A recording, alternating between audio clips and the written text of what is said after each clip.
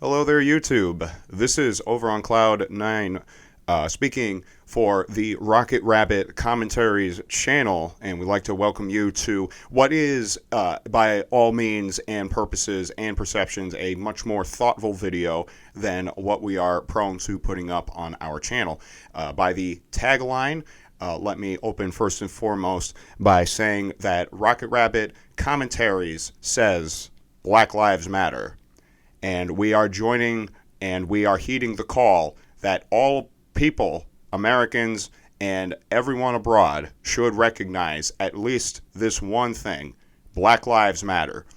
There has been protests all over the country for the past 3-4 months, but there has been protests going on for much, much longer than that. Some would say going back decades, some would say going back 100 to 400 years.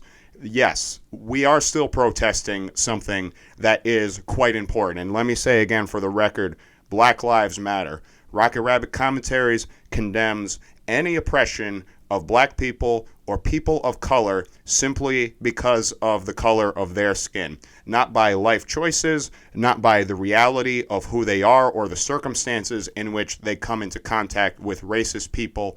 Black Lives Matter. So, I wanted to clear the air on a few things. Why am I making a protest video? Why am I not going out into the streets? Am I a coward? Am I afraid to make my voice heard in public where people can see my face?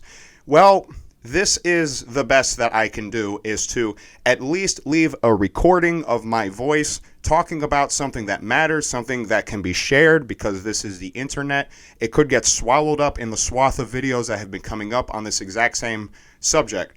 Why am I making a protest video? I'm making a protest video because the reality of the situation outside of my recording booth is there is still a viral pandemic going on. It is a human-born transmissible disease, and I simply cannot expose myself to either the virus or the circumstances that allows the virus to spread from person to person. Person-to-person contact is the #1 form of transmission, and some reports had come out on national headlines that protesters actually started testing positive for coronavirus. And that's just the bottom line. I live with a susceptible population. I can't be exposed to the virus. I can't expose those people to the virus. Now, a protest video, recording of me talking, expressing my views. Now, this video can be seen internationally, but it can be viewed in the United States because my speech is protected by the First Amendment of the United States Constitution, which says that I cannot be sanctioned or impeded in any way because of what I say. You can disagree with what I say, but you cannot put me in jail for it. Okay, so moving right along, who is the main source for my discourse? I'm actually using cue cards on the side of me in order to keep track. I'm mostly speaking off the cuff right now. Who is my main source for my discourse for this 9-minute long video? Well, I've mentioned on the show many times that Ayn Rand is one of my favorite authors.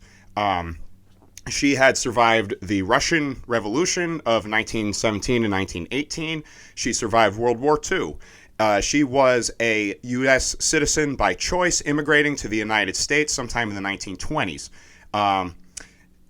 She is, in my opinion, one of the most sensible voices among voices that I've read among authors of the past 100 years who can speak on individual liberty, self-preservation, and exactly what is.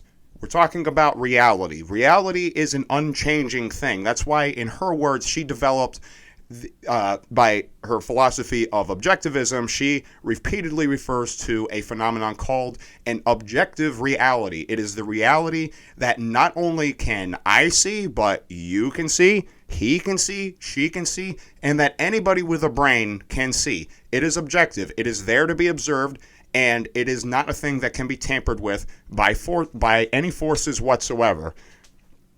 Bringing up reality, let us talk about some rather peculiar questions. Some questions that you might not expect to come from a Let's Play channel making a thoughtful discussion about Black Lives Matter. What is a person? A person, according to Ayn Rand, is a thoughtful, reasonable creature.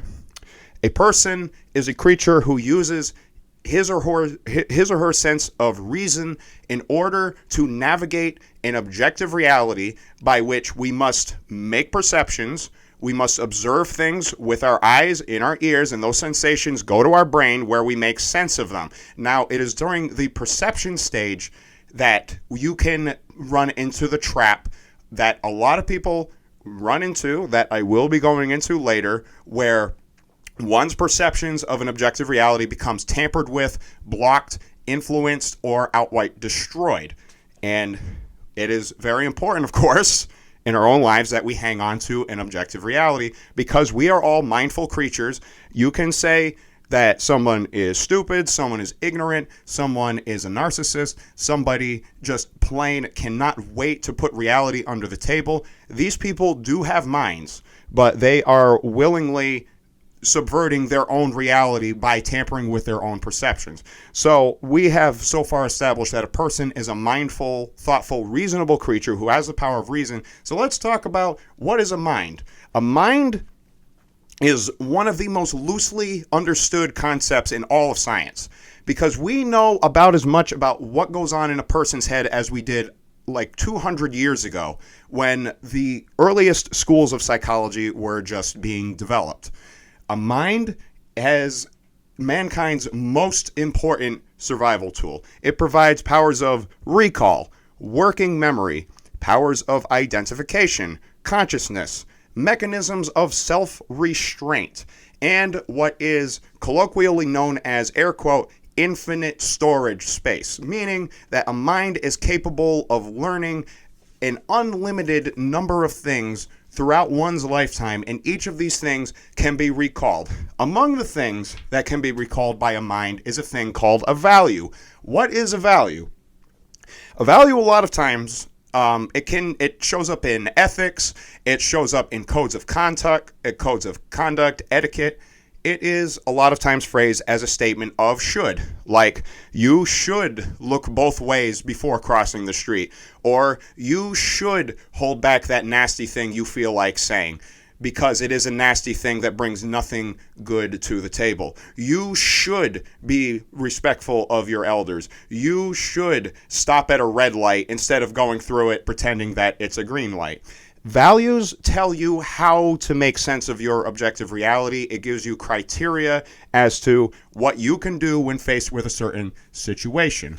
Now, the situation that we are arriving with, where we have thoughtful, mindful people who have brains, who have values, what happens when a person forsakes values? What happens when a person defies their objective reality? Now, this is a Black Lives Matter video, so who is the villain of this video? It is he or she whom we have come to know as the racist in uniform. What is a racist? A racist is a person who believes the false conviction that a person's race, or the color of their skin or their ethnicity will determine that person's character, that no other inputs need be considered nor would be considered.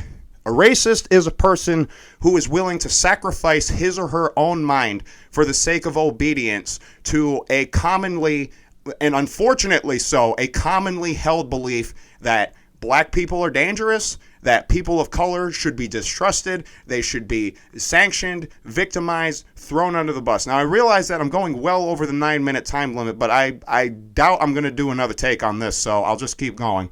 That the racist in uniform is the byproduct of widespread acceptance that it is okay for people to forsake their own perceptions, to go against their own values, to turn an objective reality into a subjective reality. And a subjective reality cannot be observed by everybody present, everybody who's using their eyes and watching the same thing. A subjective reality is a unique reality that's often occupied only by one or fewer people at any given time. Is the reality that has brought about the death of George Floyd. It is the subjective reality that has brought about the death of Rayshard Brooks. I'm talking about two major events that happened to occur in quick succession. George Floyd's death was the prompter for this video and the reason why I wanted to put a 9-minute time limit on the video, but again, I failed on that. That At the moment of truth, they came into contact with the racist in uniform.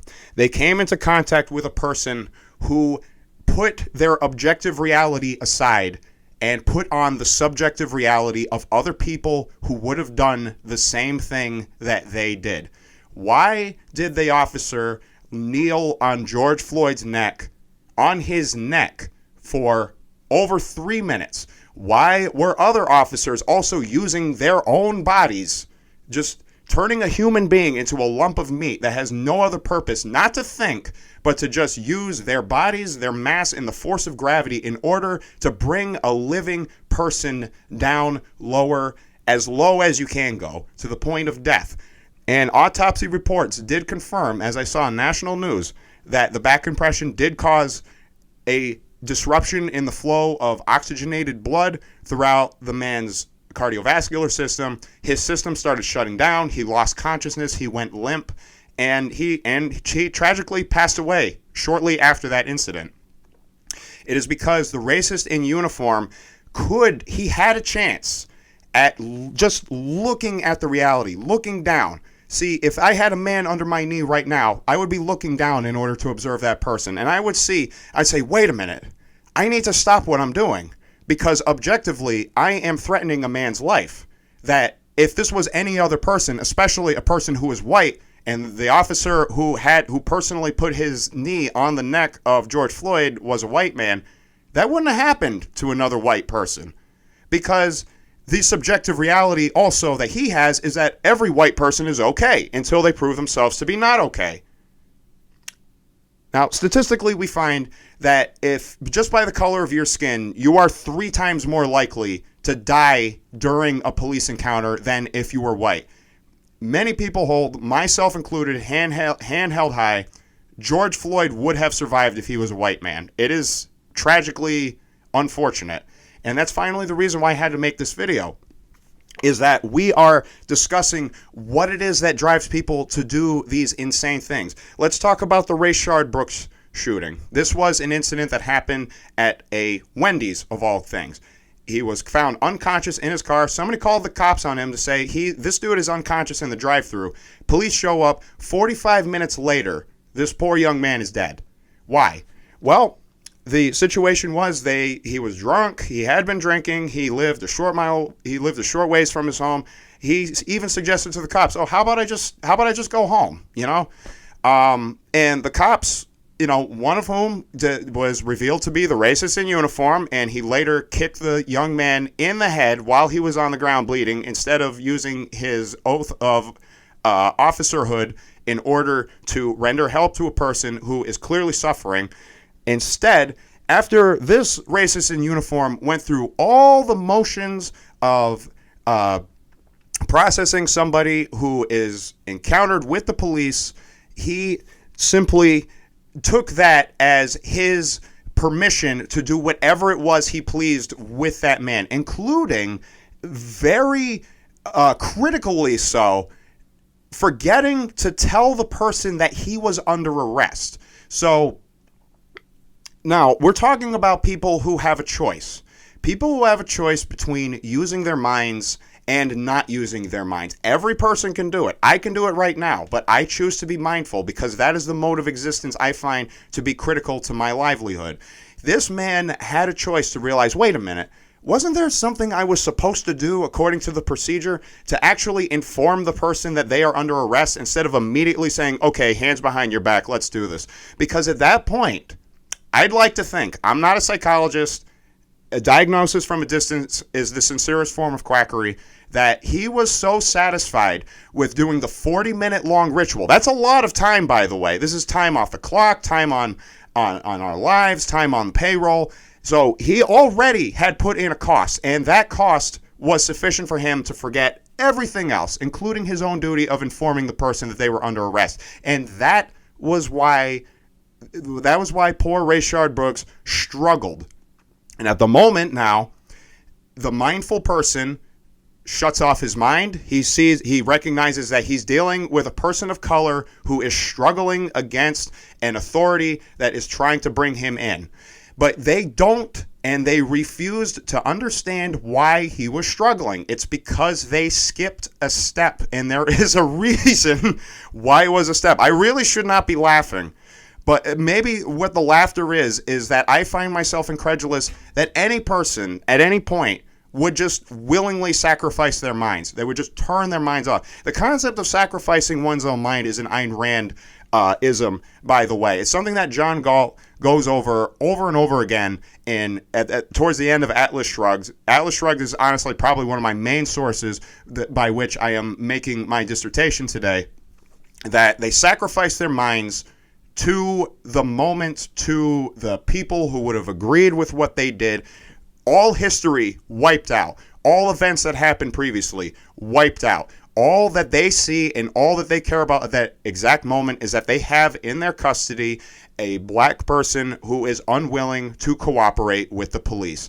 Rayshard Brooks struggled for his life because he was scared, because he did not understand what was happening to him, and he did not have a chance to understand what was happening to him because the police failed in their duties. That officer rightfully had his badge removed shortly after the incident became public, because not only did he fail, I mean, that's one of the more innocuous things that he did that night, was he failed to inform somebody that they were under arrest right before he started putting him in handcuffs.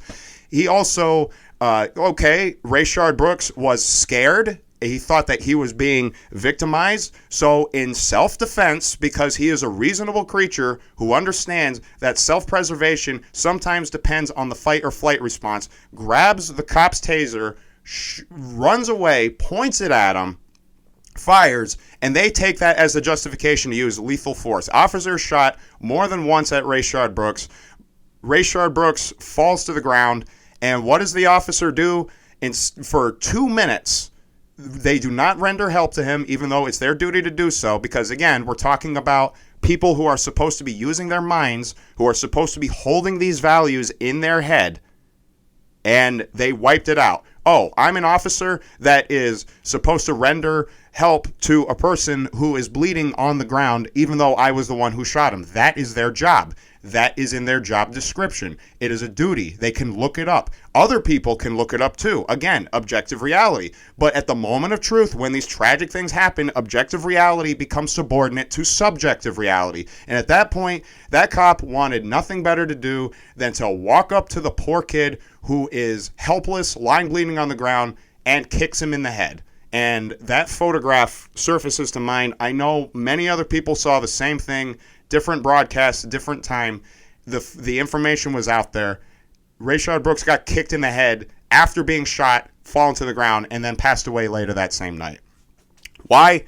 Because the racist in uniform sacrificed his mind.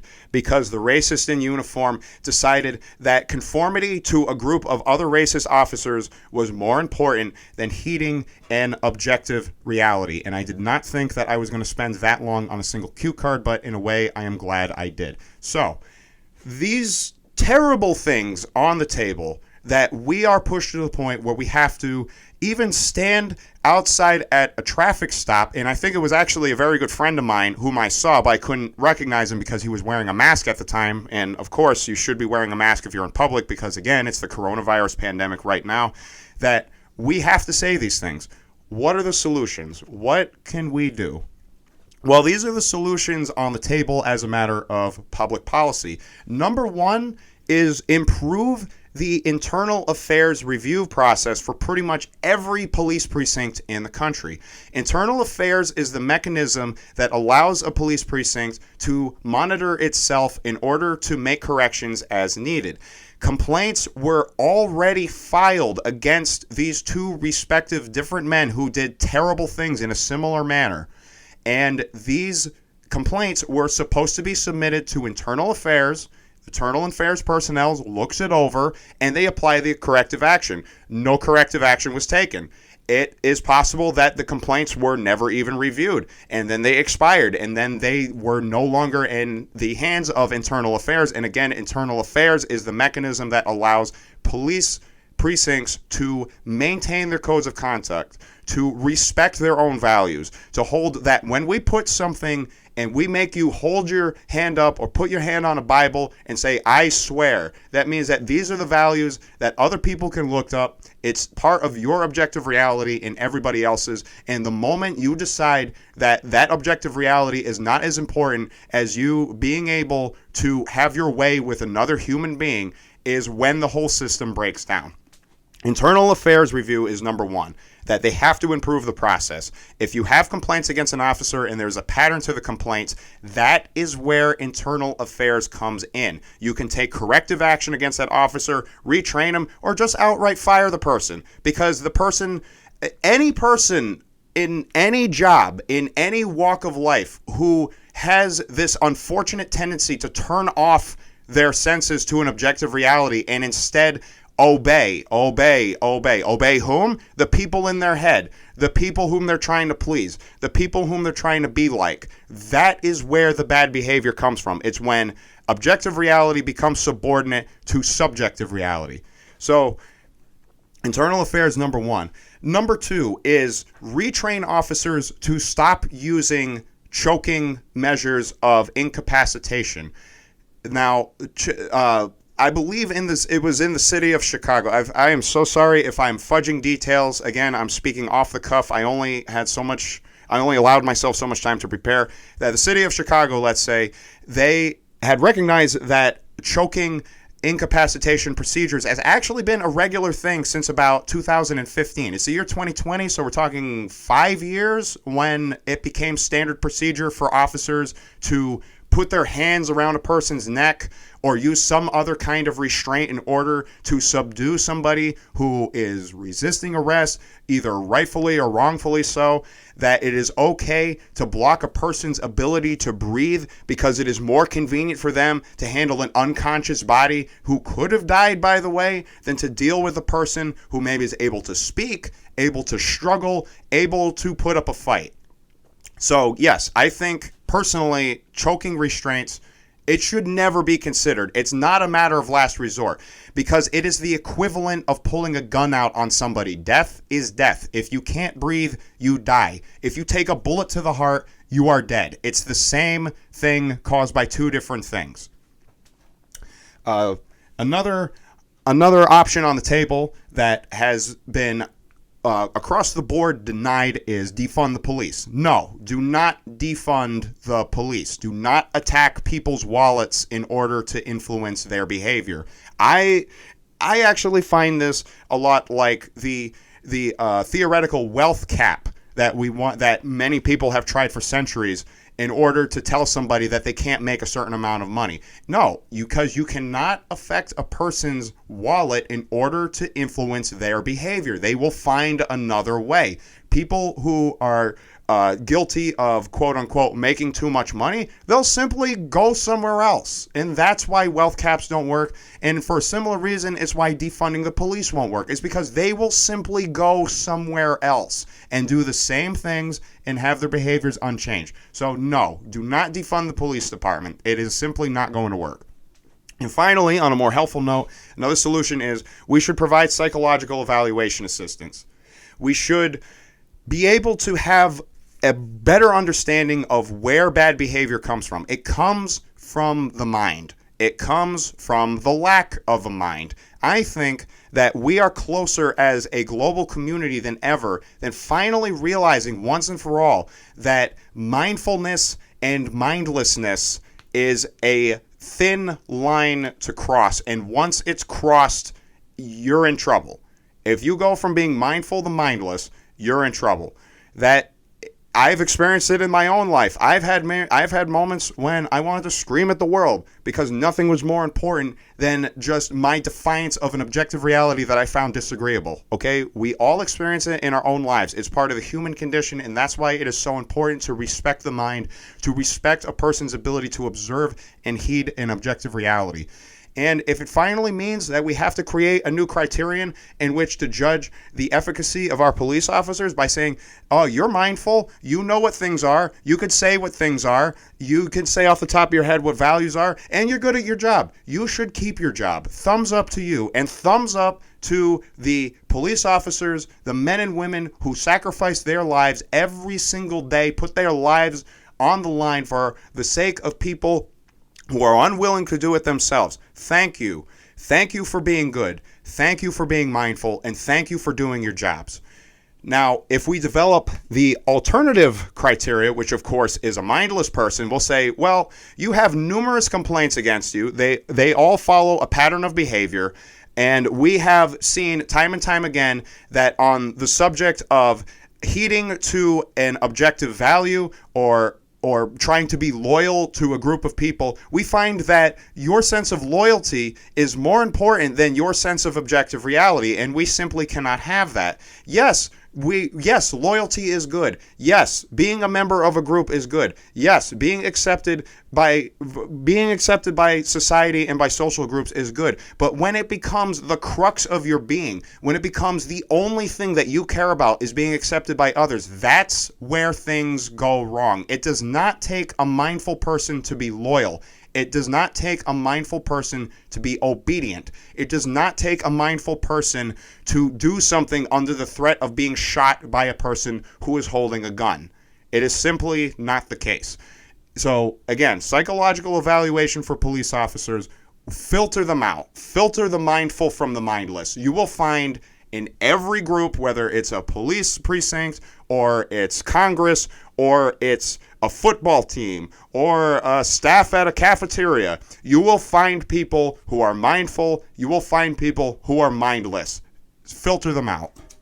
Now, lastly, what can we do in our own lives as we draw this video to a close? And I realize I've gone well beyond the 9-minute time limit. What can we do in our own lives? As a white person, I simply don't know how to answer the question. How can I bring comfort to men and women who on a daily basis are fearful not only for their own lives, but for the lives of their children, for the lives of their families, for the lives of the people whom they love, their friends, the people whom they work with? What can I do to assuage that fear as a white person who simply does not share that fear because according to the status quo, I am 3 times less likely to die in a police homicide? Number 1 is stick to your mind.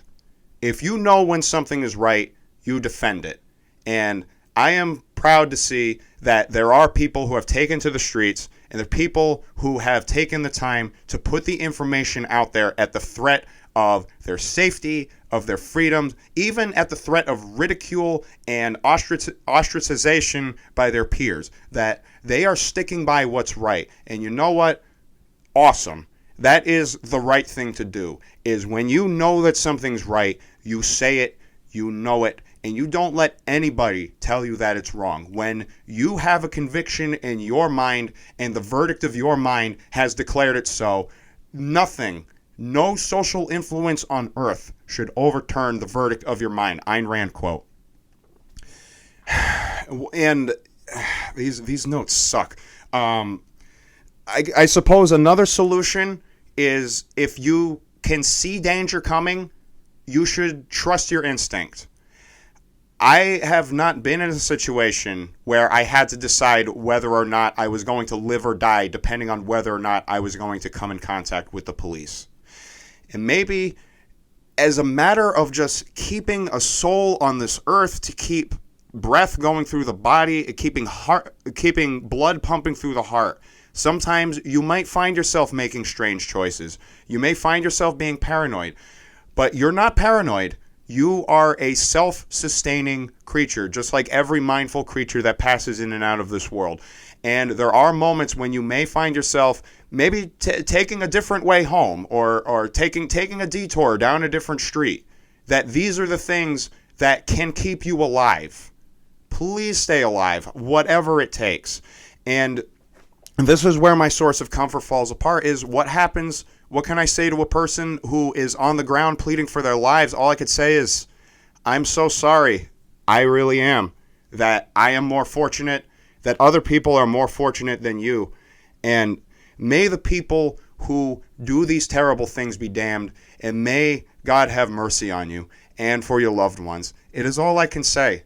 And it's all I feel comfortable saying, because I'm not going to pretend that I understand the feeling.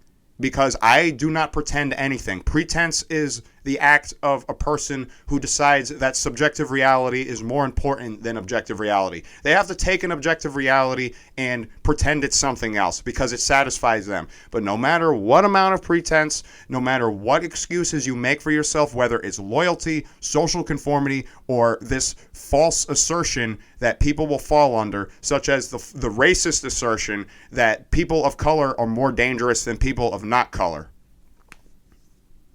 I may have failed to finish my thought there, and I apologize for that. And finally, this is something that we all can do in our lives, especially knocking over the stand that's holding our notes, is maintain a healthy lifestyle, eat well, exercise, get a decent amount of rest every night, hydrate, meditate, smile throughout the day, be thankful that you are alive, breathe, because that is the source of peace right there, is finding peace inside of our own lives, knowing that despite what the masses think is right, that we know what is right in our own lives, and that finally should be the only thing that matters. In conclusion, as this has been a 30-minute long video, which was originally supposed to be a 9-minute video, Black Lives Matter. It is easy to say that Black Lives Matter is a substitute for saying all lives matter. Bullshit. Okay? Black people in the United States of America, people of color, are at the forefront of butchery, of murder, of ostracization, of simply not belonging to the same group as their persecutors. To say that Black Lives Matter is not as important as saying all lives matter. My life matters too, but I don't have that same life condition as people of color in this country. It is simply, it's in the statistics, it's in reports, it's in anecdotal evidence, is that something is seriously wrong with how we treat people in this country. And it often falls to things that have nothing to do with a person's character. I hope that in conclusion that I have offered a little sensibility, because this is my way of protest, is speaking off the cuff for 30 minutes in order to tell what I know to be an honest truth, because this is the conclusion that my mind has come to. And I hope that we can take some silent reflection and meditation in these matters as we move forward. And that being said, I like to thank you I have tears in my eyes right now.